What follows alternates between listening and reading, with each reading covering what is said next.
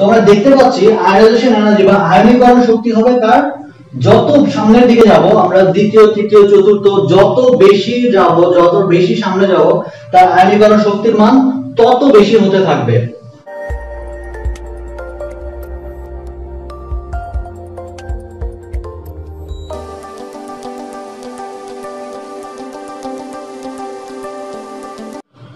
আসসালামু আলাইকুম প্রিয় শিক্ষার্থী, আজকে অনেকদিন পরে আবার হাজির হয়েছি নতুন একটা লেকচার নিয়ে।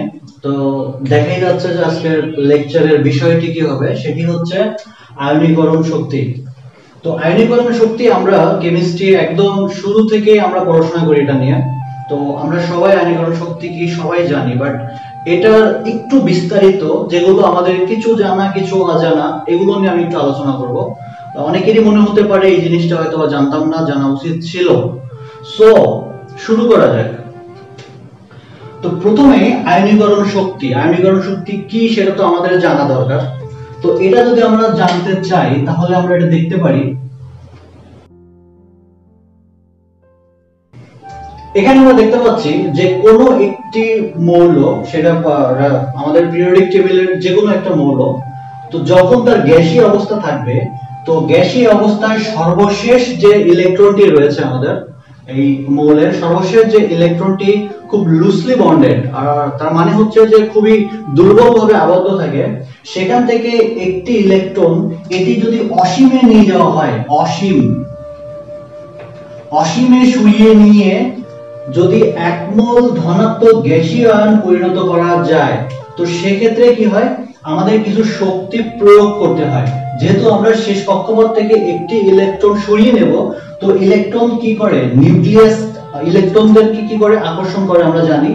তো যেহেতু নিউক্লিয়াস বাইরের কক্ষপথ বা প্রত্যেকটা ইলেকট্রনকে তার নিজের কক্ষপথে আকর্ষণ করে, তো সেখান থেকে একটি ইলেকট্রন যদি আমরা অসীমে সরিয়ে নিতে চাই, তো অবশ্যই আমাদের কিছু শক্তি প্রয়োগ করতে হবে। তো যে পরিমাণ শক্তি প্রয়োগ করতে হয় সেই পরিমাণ শক্তিটা হচ্ছে আমাদের আয়নীকরণ শক্তি। ওকে, তো আয়নীকরণ শক্তির মান সবসময় পজিটিভ কেন হয়? এই কারণে যেহেতু প্রত্যেকবার আমাদের শক্তি আরো প্রয়োগ করতে হচ্ছে, আমরা দেখছি যে যখন এন্ডোথার্মিক রিঅ্যাকশন হয়, এন্ডোথার্মিক রিঅ্যাকশনে সবসময় কি হয়, শক্তি আরো প্রয়োজন হয়। সো এখানে কি হয়, প্লাস হয়। যখন আমরা দেখেছি তাপোৎপদী বিক্রিয়ায় শক্তির পরিমাণ হয় নেগেটিভ এবং তাপহারী বিক্রিয়ায় শক্তির পরিমাণ হয় পজিটিভ।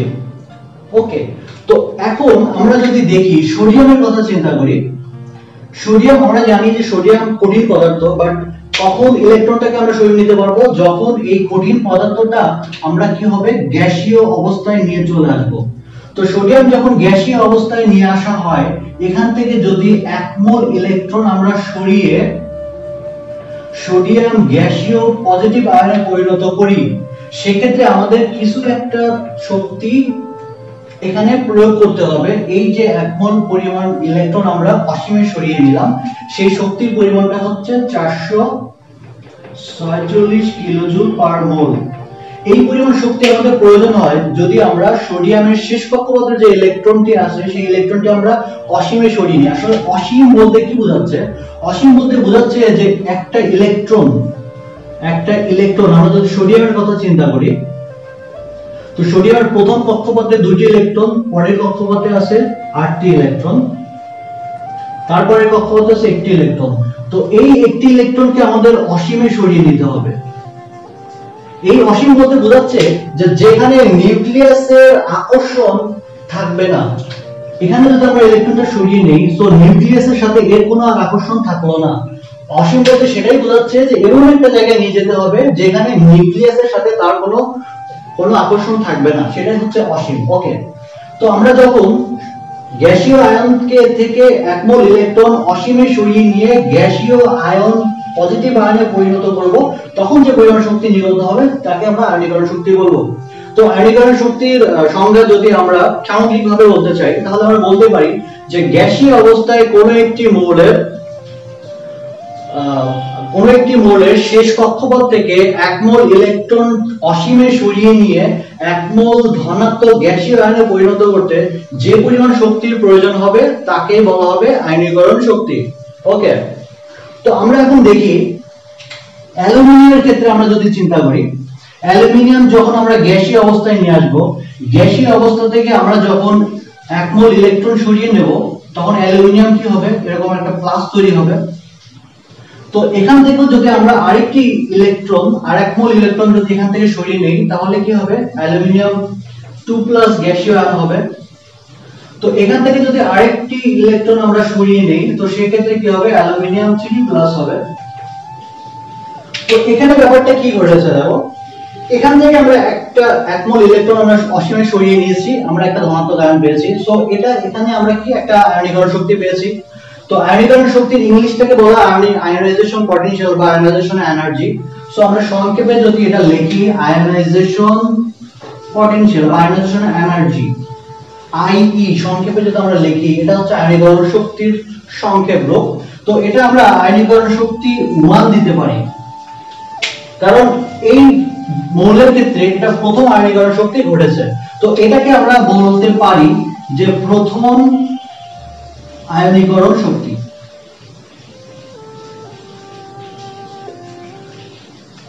যখন অ্যালুমিনিয়াম গ্যাস থেকে, প্রথম অ্যালুমিনিয়াম একটা গ্যাস পরমাণু থেকে কি হবে, প্লাস হবে, সেটা হবে প্রথম আয়নীকরণ শক্তি। তো যখন এখান থেকে আরেকটা ইলেকট্রন সরিয়ে নেব, সেটা হবে আমাদের কি, আয়নীকরণ শক্তি 2। তার মানে এটা হচ্ছে দ্বিতীয় আয়নীকরণ শক্তি, অ্যালুমিনিয়ামের দ্বিতীয় আয়নীকরণ শক্তি। এরপর যখন এখান থেকে আরেকটা ইলেকট্রন সরিয়ে নেব, সেটাকে বলবো আমরা তৃতীয় আয়নীকরণ শক্তি। তো এইভাবে আমরা প্রথম, দ্বিতীয়, তৃতীয়, এরপর যদি আরো ইলেকট্রন সরাই, তাহলে আমরা আরো আয়নীকরণ শক্তি দেখতে পাবো। তো এখন ব্যাপার হচ্ছে কোন আয়নীকরণ শক্তি, কোনটার মান সবচেয়ে বেশি হবে, কোন ইলেকট্রনটা সরিয়ে নিতে আমাদের সবচেয়ে বেশি শক্তি প্রয়োগ করতে হবে, সেটা আমরা একটু দেখি। তো অ্যালুমিনিয়ামের ইলেকট্রনটা কি অবস্থায় থাকে,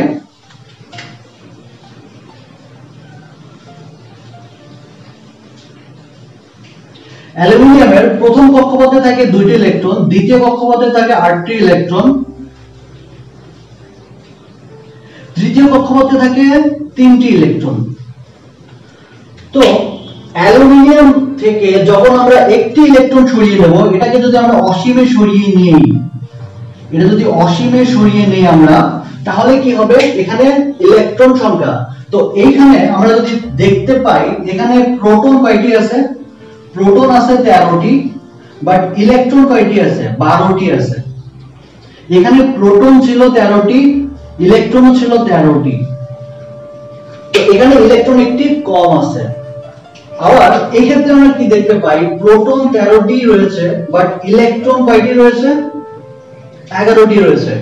এইখানে প্রোটন 13টি রয়েছে, ইলেকট্রন রয়েছে 10টি। তো এক্ষেত্রে যদি আমরা দেখি, এখানে প্রোটন যে কয়েকটি ছিল, ইলেকট্রন সে কয়েকটি ছিল। তো নিউক্লিয়াস তার ইলেকট্রন গুলোকে একটা আকর্ষণ করে থাকে, শেষ কক্ষপথের ইলেকট্রনকে নিউক্লিয়াস কি করে, একটা আকর্ষণ করে।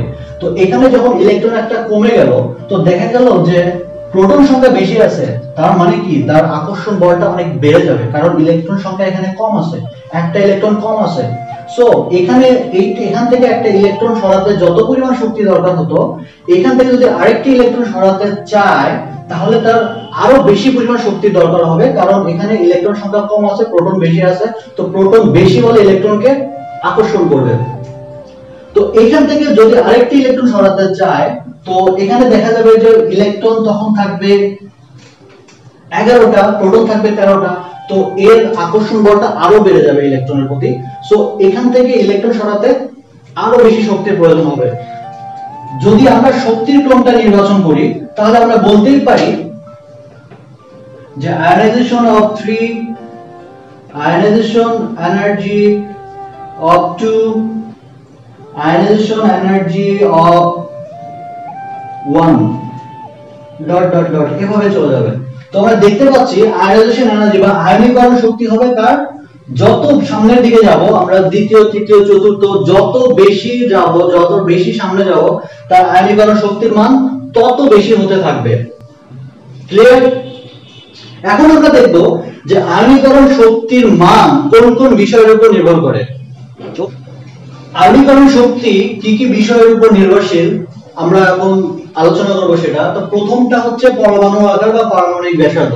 তো পরমাণুর আকার বা পারমাণবিক ব্যাসার্ধ যদি বেড়ে যায় তো সেই ক্ষেত্রে আয়নীকরণ শক্তির মান কিভাবে পরিবর্তন হয় সেটা আমরা যদি একটু চিন্তা করি। আমরা যদি চিন্তা করি এটা হচ্ছে একটা পরমাণু, এটা হচ্ছে আরেকটা পরমাণু, তো মাঝখানে আছে নিউক্লিয়াস, তো তাদের একটা ব্যাসার্ধ থাকবে, এরকম ব্যাসার্ধ থাকবে। তো আমরা জানি নিউক্লিয়াস কি করবে, ইলেকট্রনকে একটা বলে আকর্ষণ করবে। তো এখানে আছে নিউক্লিয়াস ইলেকট্রনকে একটা বলে আকর্ষণ করবে। তো এখানে যদি ইলেকট্রন থাকে তাহলে দেখা যাবে যে এই যে নিউক্লিয়াসটা আছে এই ইলেকট্রনকে যে বলে আকর্ষণ করবে, এখানে যেহেতু জায়গা কম, খুব কাছাকাছি থাকবে, এই যে নিউক্লিয়াস আছে এই ইলেকট্রনকে এইটার চেয়ে এইটা অবশ্যই একটু বেশি বলে আকর্ষণ করবে। সো নিউক্লিয়াসের সাথে ইলেকট্রনের আকর্ষণটা খুব বেশি হবে যখন ব্যাসার্ধটা কম হবে। সো পর্যায় সারণীতে যদি আমরা চিন্তা করি যে বাম থেকে যখন ডান দিকে যাব তখন পরমাণুর আকার ছোট হতে থাকে, তার মানে তার আয়নীকরণ শক্তির মান বাড়তে থাকে। আবার একই ভাবে কোনো একটা গ্রুপে যদি উপর থেকে নিচের দিকে যাওয়া যায় তো সেই ক্ষেত্রে দেখা যাচ্ছে আকারটা ধীরে ধীরে বাড়তে থাকে। সো নিউক্লিয়াসের সাথে ইলেকট্রনের আকার বন্ধনটা খুব লুজলি থাকে, যেটা হচ্ছে দুর্বল থাকে, সেক্ষেত্রে ইলেকট্রনটাকে খুব সহজে আমরা সরিয়ে দিতে পারবো, সেক্ষেত্রে শক্তি কম পরিমাণ লাগবে।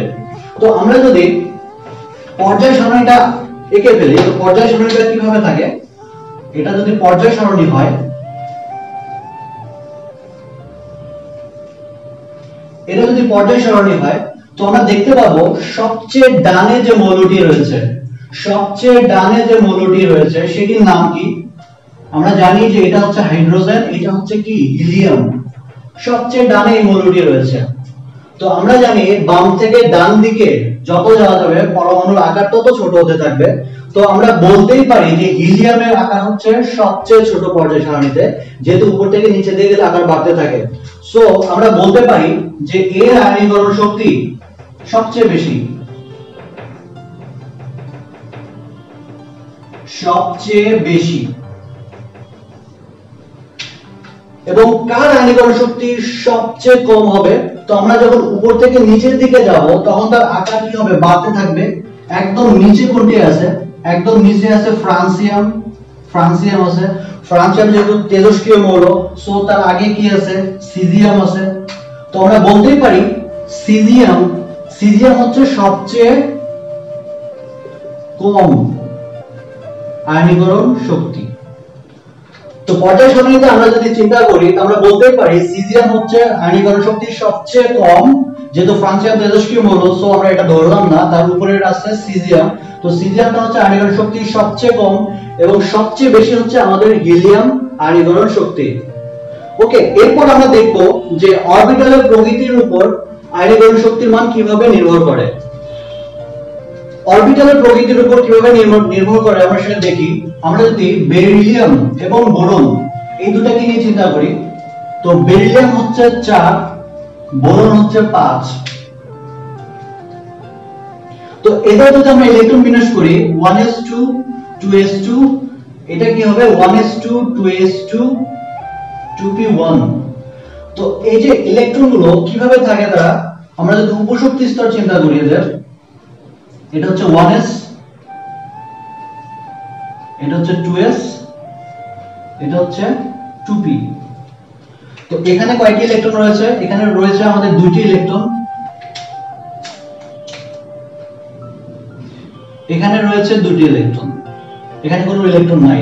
তো বোরনের ক্ষেত্রে কি দেখবো আমরা, এখানে রয়েছে দুটি ইলেকট্রন,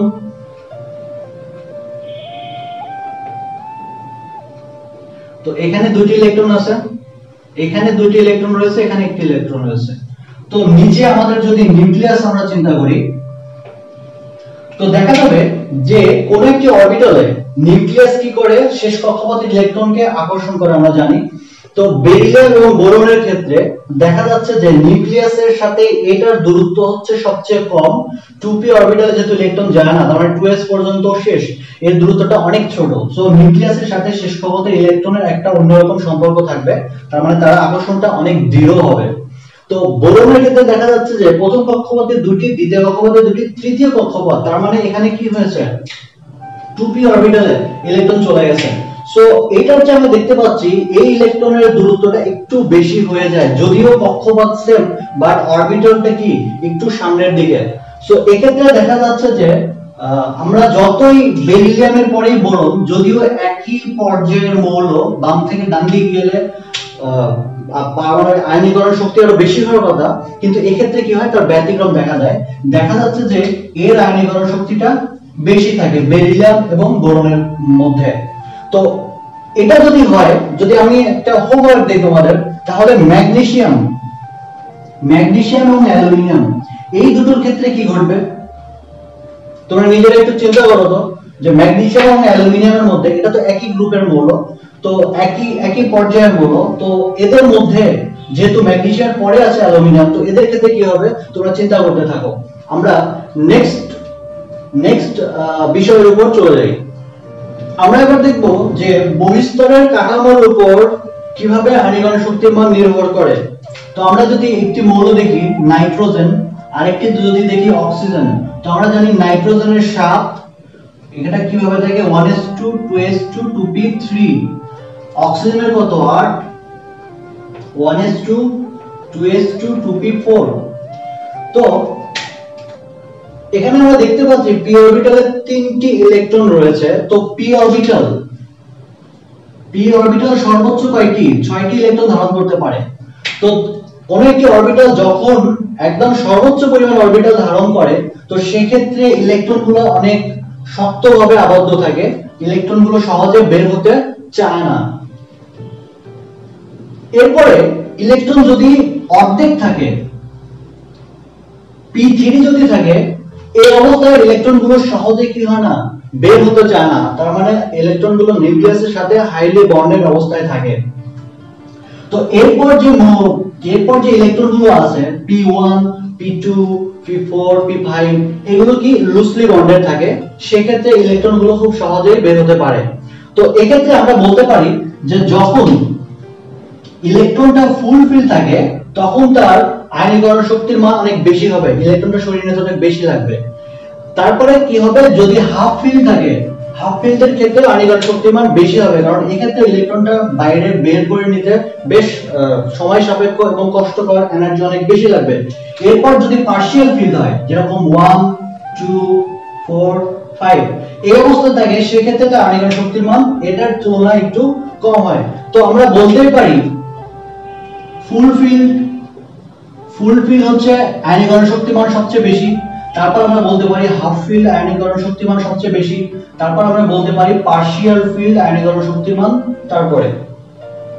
তো এইভাবে আমরা বলতে পারি। তো এই ক্ষেত্রে দেখা যাচ্ছে যে অক্সিজেনের ক্ষেত্রে এখানে কি আছে, 4টা ইলেকট্রন আছে p অরবিটালে। সো যেহেতু এটা পার্শিয়াল ফিল্ডের মধ্যে পড়ছে 4, সো এর ইলেকট্রনটা বাইরের ইলেকট্রনটা সরিয়ে নিতে অপেক্ষাকৃত কম শক্তি লাগবে। তো যদিও নাইট্রোজেনের পরে অক্সিজেন, আমরা জানি যে একই পর্যায়ে বাম থেকে ডান দিকে গেলে আয়নীকরণ শক্তির মান বেড়ে যায়, তো এই ক্ষেত্রে অক্সিজেনের চেয়ে নাইট্রোজেনের আয়নীকরণ শক্তি বেশি, এটা আমাদের মাথায় রাখতে হবে। তো তোমাদের যদি একটা হোমওয়ার্ক দেই, ফসফরাস, সালফার, ফসফরাস এবং সালফারের মধ্যে কার আয়নীকরণ শক্তি বেশি? আবার ক্রোমিয়াম এবং ম্যাঙ্গানিজের মধ্যে কার আয়নীকরণ শক্তি বেশি? তোমরা এটা চিন্তা করো তো। তো আমরা এখন দেখব যে জারণ মানের সাথে আয়নীকরণ শক্তির কি সম্পর্ক আছে। আমরা যদি ক্যালসিয়ামের কথা চিন্তা করি, ক্যালসিয়াম থেকে যদি একটি ইলেকট্রন সরিয়ে নেওয়া যায়, ক্যালসিয়াম প্লাস হয়। আরেকটা ইলেকট্রন যদি এখান থেকে আমরা সরিয়ে নিই, তো ক্যালসিয়াম 2 প্লাস হবে। এখান থেকে আরেকটা ইলেকট্রন যদি সরিয়ে নেওয়া যায়, ক্যালসিয়াম 3 প্লাস হবে। তো এখানে দেখা যাচ্ছে যে ক্যালসিয়াম, এই ক্যালসিয়ামের জারণ মান কত? তো আমরা জানি যে একটা পরমাণু যদি পরমাণু অবস্থায় থাকে, ইলেকট্রন সংখ্যা এবং প্রোটন সংখ্যা যদি সমান থাকে, এই দুটো যদি সমান থাকে, তাহলে তার কি জারণ মান 0 হয়। তাহলে ক্যালসিয়ামের জারণ মান এখানে 0। তো এখানে কি আছে, ইলেকট্রন সংখ্যা একটি কম আছে, তো এর জারণ মান হচ্ছে 1 প্লাস 1। তো এখানে ইলেকট্রন আরো দুটি কম আছে, এর যার মান হচ্ছে +2, এর মান হচ্ছে +3। তো আমরা এর আগে দেখেছিলাম যে ইলেকট্রন সংখ্যা যদি কমে যায়, ইলেকট্রন সংখ্যা কমে গেলে নিউক্লিয়াসের সাথে বাইরের কক্ষপথের ইলেকট্রনের আকর্ষণটা অনেক কঠিন হয়, দৃঢ় হয়, সেক্ষেত্রে ইলেকট্রনটা সরিয়ে নিতে অনেক শক্তির প্রয়োজন হয়। তো সেক্ষেত্রে আমরা বলেছিলাম যে এর যে আয়নীকরণ শক্তি এর চেয়ে এর বেশি, আবার এর চেয়ে এর বেশি, আয়নীকরণ শক্তি মান বেশি।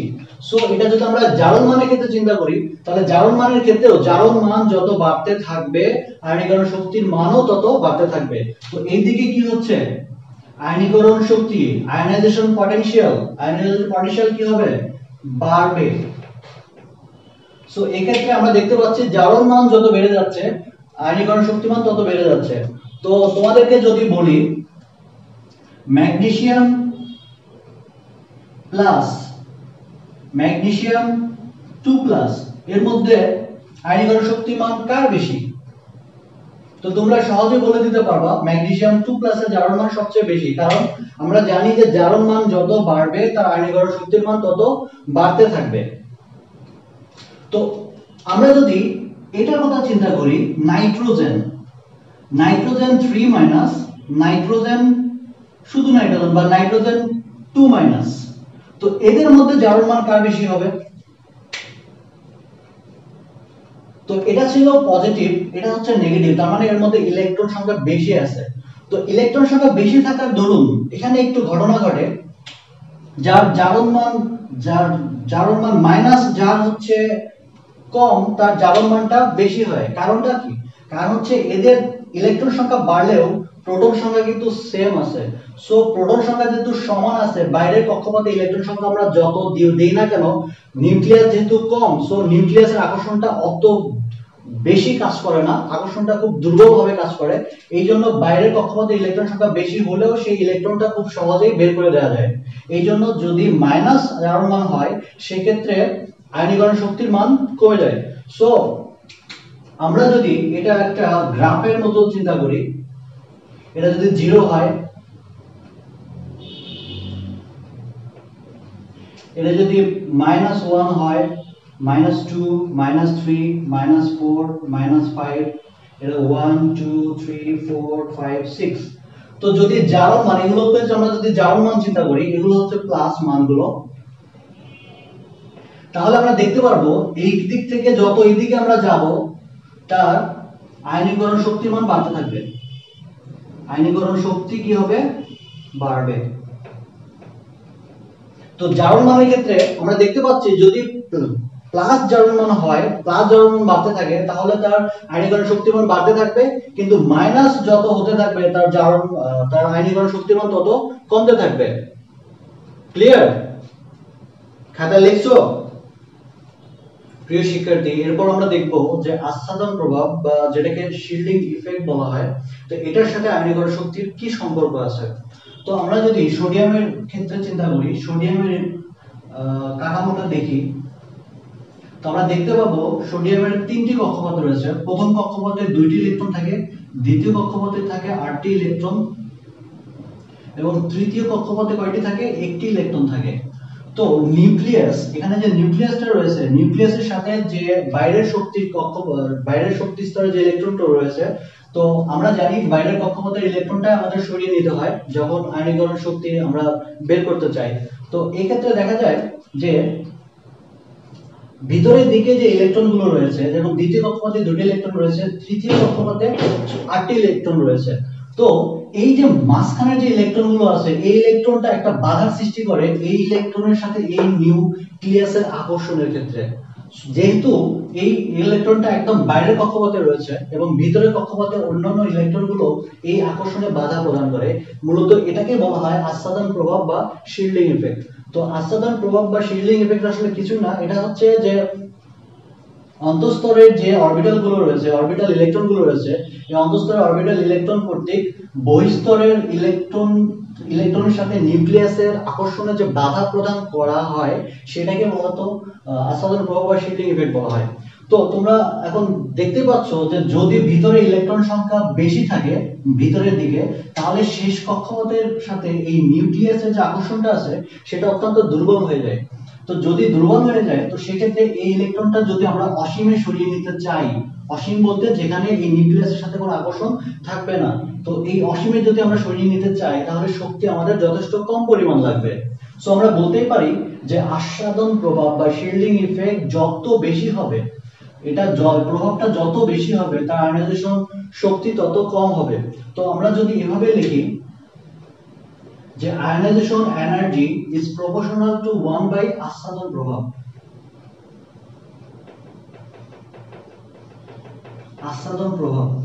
আস্বাদন প্রভাবটা যত বেশি হবে, তার মানে মাঝখানের ইলেকট্রন সংখ্যা, ভিতরের দিকের ইলেকট্রন সংখ্যা যত বেশি হবে, শেষ কক্ষপথের ইলেকট্রনের সাথে নিউক্লিয়াস আকর্ষণ তত দুর্বল হতে থাকবে। তো আমরা যদি চিন্তা করি, এখানে যদি দেখি সোডিয়াম 2 1, তো আমরা একটু লক্ষ্য করি যে এই যে শেষ কক্ষপথের ইলেকট্রনগুলো রয়েছে, এই ইলেকট্রনগুলো কি করে আমরা অসীমে সরিয়ে নেই, যে কারণে এদের একটা আয়নীকরণ শক্তি আমরা পাই। তো মাঝখানে কয়টি ইলেকট্রন রয়েছে? এখানে মাত্র রয়েছে কয়টি ইলেকট্রন? ভিতরে আছে 2টি ইলেকট্রন। তো এখানে কয়টি ইলেকট্রন রয়েছে? 10টি ইলেকট্রন রয়েছে। তো এখানে রয়েছে কয়টি? 18টি ইলেকট্রন রয়েছে। তো আমরা দেখতে পাচ্ছি পটাশিয়ামের ক্ষেত্রে মাঝের দিকে কি হয়, 18টি ইলেকট্রন রয়েছে। এই 18টি ইলেকট্রনের কারণে শেষ কক্ষপথের ইলেকট্রনের সাথে এই যে নিউক্লিয়াসের বন্ধনটা খুবই দুর্বল হবে। তো সেক্ষেত্রে কি হবে, শেষ কক্ষপথের ইলেকট্রনের সাথে নিউক্লিয়াসের বন্ধন যত দুর্বল হবে, ইলেকট্রনটা সরিয়ে নিতে তত কম শক্তির প্রয়োজন হবে, এই জন্য তার আয়নীকরণ শক্তিমান তত কম হবে। তো এখানে দেখতে পাচ্ছি লিথিয়ামের যেহেতু কাছে রয়েছে, তো এর মাত্র 2টি ইলেকট্রন তাকে আচ্ছাদিত করছে, বা আচ্ছাদন প্রভাবটা এখানে কি দুর্বল, কম। তো সেক্ষেত্রে আমরা বলতেই পারি যে লিথিয়ামের আয়নীকরণ শক্তি সবচেয়ে বেশি হবে, তারপর সোডিয়ামের হবে, তারপর পটাশিয়ামের হবে। তো এক্ষেত্রে আমরা দেখতে পাচ্ছি যে আচ্ছাদন প্রভাব যত বেশি হবে তার আয়নীকরণ শক্তিমান তত কম হবে। আচ্ছাদন প্রভাব এখানে 8টি, সো এখানে আয়নীকরণ শক্তিমান কম, এখানে 10টি, আয়নীকরণ শক্তি হচ্ছে তার চেয়ে একটু বেশি, এখানে 2টি, আয়নীকরণ শক্তিমান তার চেয়ে বেশি। তো আমরা নেক্সট টপিকে চলে যাই।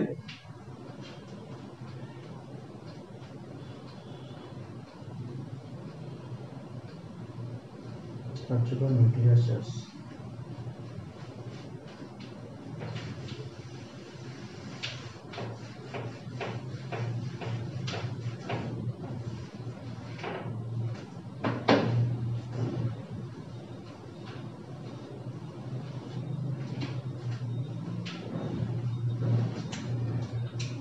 নাম্বার 6, কার্যকর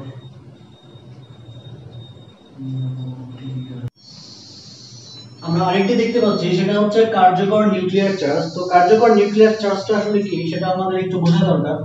তো আমরা লিথিয়াম এবং বেরিলিয়াম যদি চিন্তা করি, তো লিথিয়াম যেহেতু 3টি ইলেকট্রন, তো 1s2 2s1, তো বেরিলিয়াম হচ্ছে 4টি ইলেকট্রন, 1s2 2s2, এটা ইলেকট্রন থাকে। তো এটার যে ক্ষেত্রে যদি আমরা দেখি, তো এটার কি হবে, প্রথম কক্ষপথ এবং দ্বিতীয় কক্ষপথ। প্রথম কক্ষপথে 2টি ইলেকট্রন থাকবে, দ্বিতীয় কক্ষপথে 1টি ইলেকট্রন থাকবে। তো এক্ষেত্রে কি প্রথম কক্ষপথ দ্বিতীয় কক্ষপথ, তো প্রথম কক্ষপথে 2টি ইলেকট্রন থাকবে, দ্বিতীয় কক্ষপথেও 2টি ইলেকট্রন থাকবে।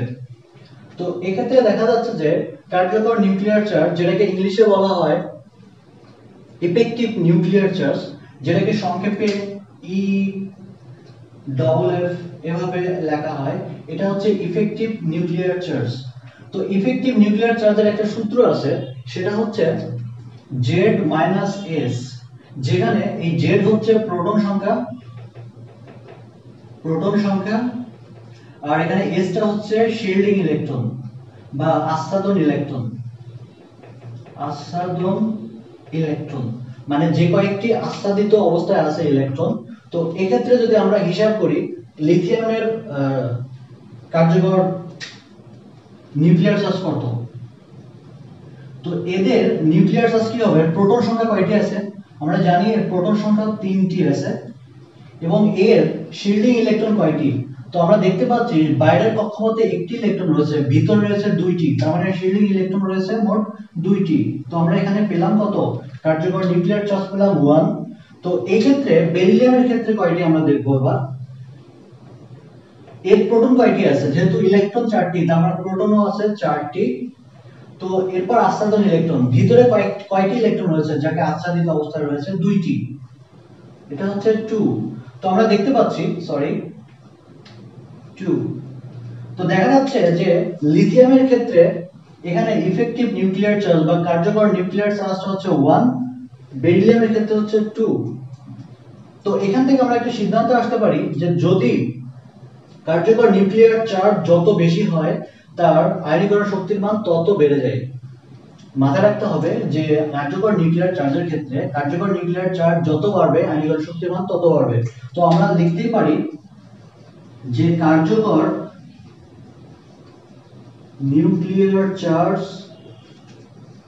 যত বাড়বে আয়নাইজেশন এনার্জি তত বাড়বে।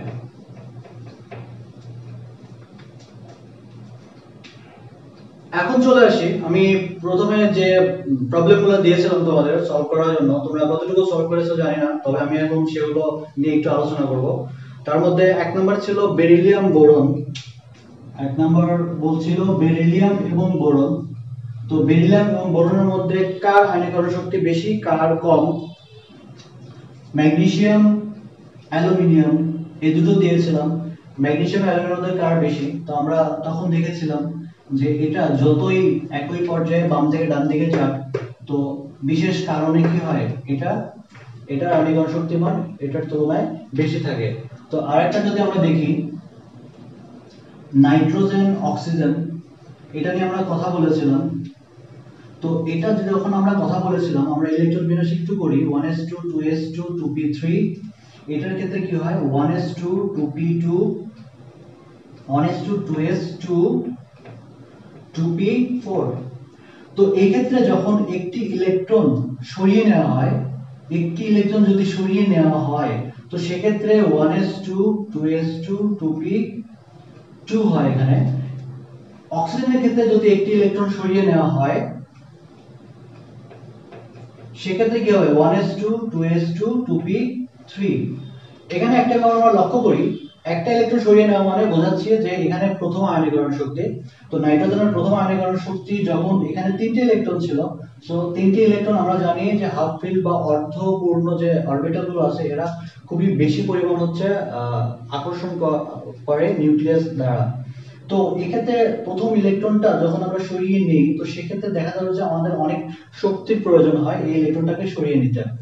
এখানে অক্সিজেনের ক্ষেত্রে আমরা দেখতে পাচ্ছি যে যেহেতু এখানে 4টি ছিল, তো এটা সরিয়ে নিতে আমাদের খুব বেশি শক্তির প্রয়োজন হয়নি। কিন্তু এখানে এখন কি অবস্থায় আছে, 2টা অবস্থায় আছে।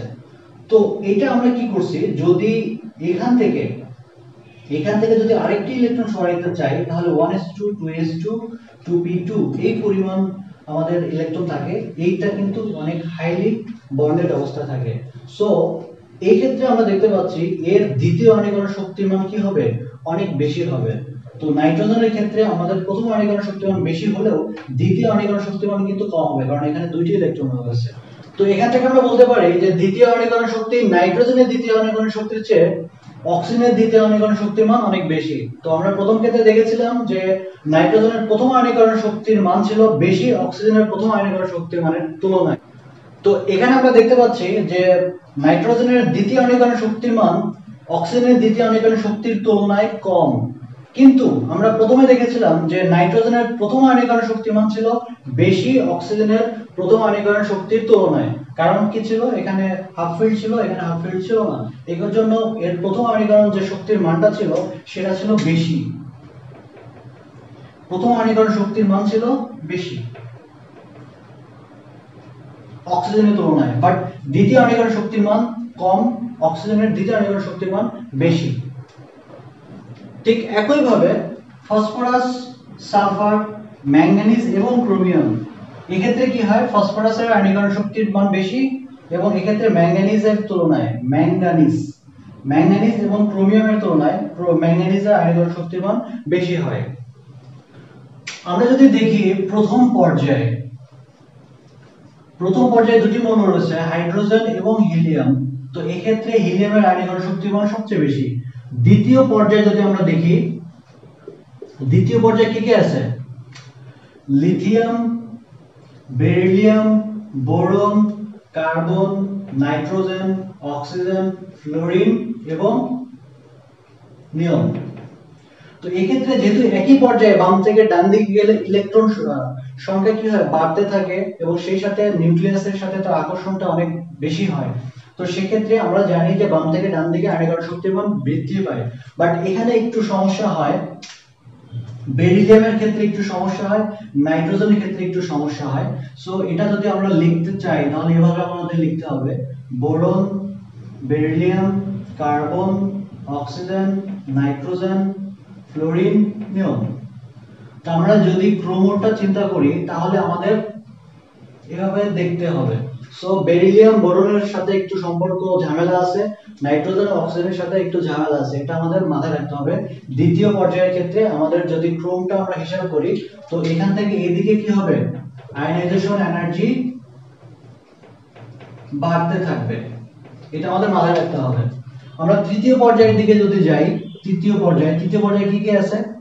সোডিয়াম আছে, ম্যাগনেসিয়াম আছে, অ্যালুমিনিয়াম আছে, তারপর আছে সিলিকন, ফসফরাস, সালফার, ক্লোরিন এবং আর্গন।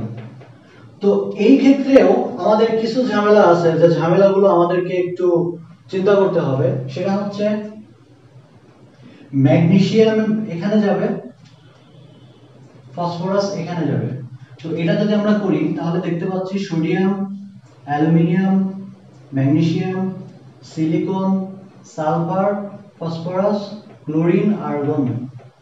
তো আমরা দেখতে পাচ্ছি যে আর্গনের সবচেয়ে বেশি, তারপরে তারপরে তারপরে তারপরে। সো তৃতীয় পর্যায়ের ক্ষেত্রে এই ব্যতিক্রমগুলো আমাদের একটু মাথায় রাখতে হবে, যে ম্যাগনেসিয়াম অ্যালুমিনিয়ামের ক্ষেত্রে একটু ঝামেলা আছে, ফসফরাস সালফারের ক্ষেত্রে একটু ঝামেলা আছে। এটা আমাদের মাথায় রাখতে হবে। যদি এটা মাথায় না রাখি তো আমরা অনেক কিছুই ভুল করে ফেলবো এবং আমাদের একটু প্রবলেম হবে। তো এগুলো নিয়ে যদি আমরা একটা গ্রাফ আঁকি তাহলে কেমন হয় সেটা দেখি তো।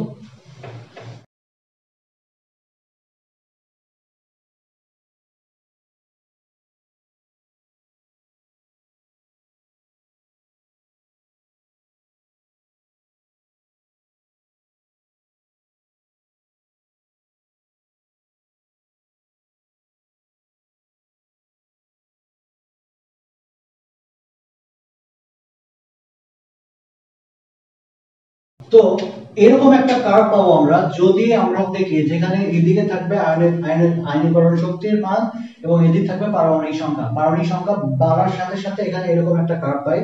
তো এইটা কার্ভটা আসলে কেমন, এখানে ঝামেলাটা বাজে কোথায়? বেরিলিয়াম এবং বোরনের ক্ষেত্রে ঝামেলাটা হয়। এখানে বেরিলিয়ামের আয়নীকরণ শক্তির মান বেড়ে যায় বোরনের তুলনায়। এখানে একটা ঝামেলা হয়, নাইট্রোজেনের আয়নীকরণ শক্তির মান বেশি হয় অক্সিজেনের তুলনায়। এখানে আরেকটা সমস্যা হয়, ম্যাগনেসিয়ামের আয়নীকরণ শক্তির মান বেশি হয় অ্যালুমিনিয়ামের তুলনায়। এবং আরেকটা সমস্যা হয়, ফসফরাসের আয়নীকরণ শক্তির মান বেশি হয়ে যায় সালফারের তুলনায়, যতই আমরা পর্যায় সারণী একই পর্যায়ে বাম থেকে ডান দিকে যাই। তো এই কার্ভটা আমাদের মনে রাখতে হবে। এটা যদি আমরা মনে রাখি তাহলে আমাদের আয়নীকরণ শক্তির ক্ষেত্রে একই পর্যায়ের ক্ষেত্রে কোনো সমস্যা নেই। তো আমরা এখন একটু আলোচনা করি গ্রুপের ক্ষেত্রে এরকম কোনো ব্যতিক্রম আছে কিনা, আমরা একটু দেখি। গ্রুপ 13 এর ক্ষেত্রে যে মৌলগুলো আছে এটাকে যদি আমরা গ্রাফ আকারে একটু দেখানোর চেষ্টা করি তো এটা হচ্ছে আমাদের আয়নাইজেশন এনার্জি, এটা হচ্ছে অ্যাটমিক নাম্বার।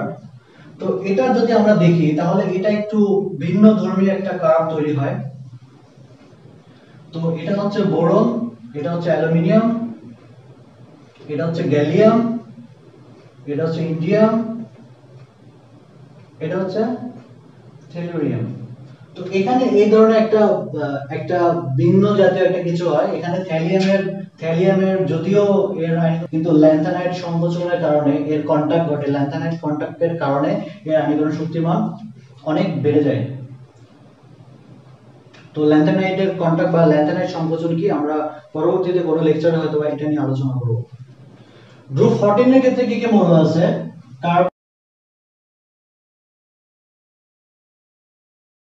কয়েকটি মৌল আছে। এটার যদি আমরা আঁকি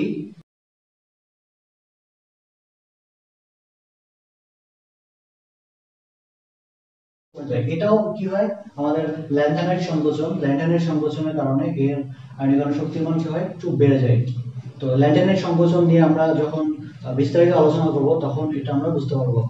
তো সর্বোপরি আয়নীকরণ শক্তি নিয়ে আমি যতটুকু আলোচনা করলাম, এইটুকু আলোচনা আমার মনে হয় যে তোমাদের মাথার মধ্যে যদি থাকে যে যে বিষয়গুলো ছিল যে আয়নীকরণ শক্তির মান বাড়ার জন্য, তো তোমরা যদি এইটা একটু প্র্যাকটিস করো বা একটু বইয়ে পড়ো, তাহলে আমার মনে হয় যে আয়নীকরণ শক্তির উপর তোমাদের যত ধরনের প্রশ্ন আসুক না কেন তোমরা পারবা।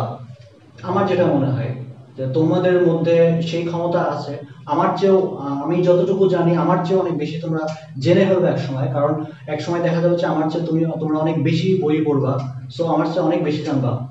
তো আমি যতটুকু চেষ্টা করেছি তোমাদের জানাইতে, তো আশা করি তোমরা কিছুটা হলেও উপকৃত হবা। তো আজ এ পর্যন্তই। নেক্সট ভিডিওতে নতুন টপিকস নিয়ে আমি হাজির হব। সে পর্যন্ত সবাই ভালো থাকো, সুস্থ থাকো।